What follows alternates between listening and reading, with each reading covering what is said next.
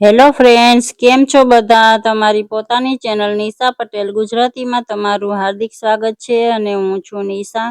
આજે આપણે સુરતની ફેમસ ડ્રિંક કોલ્ડ કોકો બનાવીશું. એકદમ સિમ્પલ રેસીપી છે ફ્રેન્ડ્સ, ઘરના જ સામાનથી બની જાય છે. કોઈ પણ તમારે આમાં બજારનો ફેન્સી સામાન લેવાની જરૂર નથી.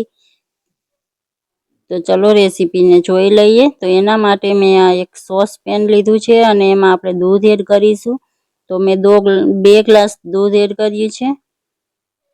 દૂધ તમે ફૂલ ફેટનું કે પછી મલાઈ ઉતારેલું કોઈ પણ પાઉચનું દૂધ કે પછી કોઈ પણ પ્રકારનું તમારા ઘરમાં જે પણ દૂધ આવતું હોય તે દૂધ લઈ શકો છો.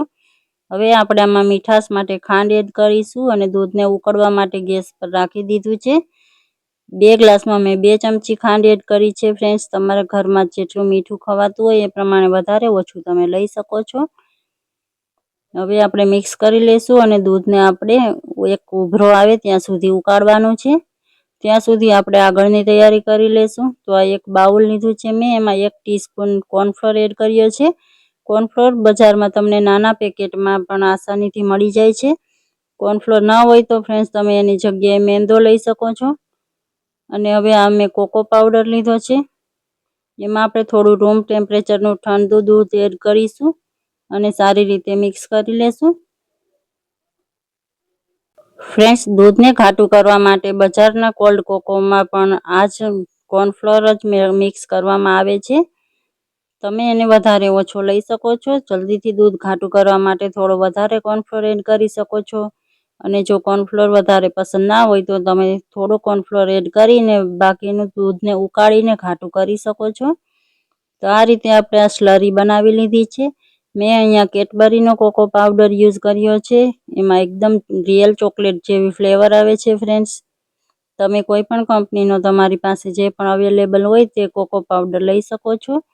હવે આપણે આ મિશ્રણને દૂધમાં એડ કરી દઈશું અને આ રીતે ચમચો પણ ચલાવતા રહીશું, નહીંતર નીચે બેસી જશે. તરત જ કોર્નફ્લોર વાળું મિશ્રણ છે. હવે આ રીતે બાઉલમાં એડ કરીને બધું મિક્સ કરી દીધું છે. કોર્નફ્લોર એડ કર્યા પછી દૂધ તરત જ ઘાટું થવા લાગશે ફ્રેન્ડ્સ, પણ આપણે કોર્નફ્લોરને સારી રીતે કૂક કરવાનો છે. તો આ મિશ્રણને આપણે 3 થી 4 મિનિટ માટે કૂક કરીશું અને આ રીતે ઘાટું થાય ત્યાં સુધી મેં કૂક કરી લીધું છે. હવે મેં આ થોડી ચોકલેટને ચોપ કરીને રાખી હતી એને એડ કરી દેશું. એનાથી રિયલ ચોકલેટની ફ્લેવર આવે છે ફ્રેન્ડ્સ. તમે ચોકલેટ વિના ખાલી કોકો પાવડરથી પણ આ ડ્રિંકને બનાવી શકો છો, પણ ચોકલેટ એડ કરશો તો વધારે સારો ટેસ્ટ આવશે. ચોકલેટ પણ આપણે રૂમ ટેમ્પરેચરની લેવાની છે ફ્રેન્ડ્સ. ફ્રીજમાંથી બહાર કાઢીને તરત જ આપણે નહીં એડ કરીએ. હવે એના સ્મૂથ ટેક્સચર માટે એકવાર આપણે આ રીતે ગાળી લેશું. તો બધું મિશ્રણ મેં આ રીતે ગળણીમાં એડ કરી દીધું છે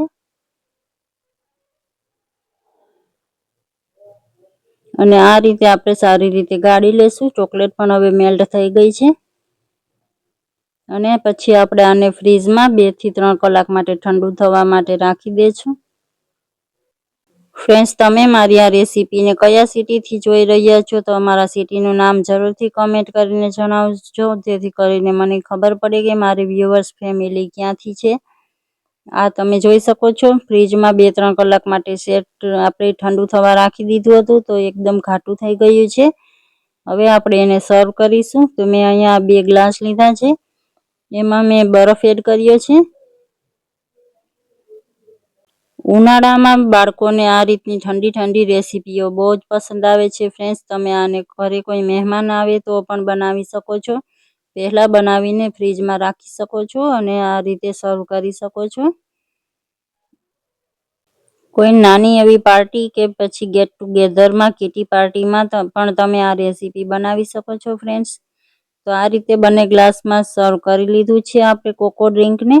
ઉપરથી મેં આમાં વેનીલા આઈસ્ક્રીમ એડ કર્યું છે. તમે આને આઈસ્ક્રીમ વિના પણ સર્વ કરી શકો છો, પણ આઈસ્ક્રીમ સાથે બહુ વધારે સારું લાગે છે. ઉપરથી આ રીતે ચોપ કરેલી ચોકલેટ એડ કરી છે. તમે તમારા મનપસંદ કોઈ પણ સ્પ્રિંકલ્સ અથવા ડ્રાયફ્રૂટ્સ એડ કરી શકો છો. તો ફ્રેન્ડ્સ, તમને મારી આ રેસીપી સારી લાગી હોય તો લાઈક કરી દેજો. તમારા ફેમિલી અને ફ્રેન્ડ્સ સાથે શેર જરૂરથી કરજો અને મળીએ છીએ નવી રેસીપી સાથે. Thank you for watching.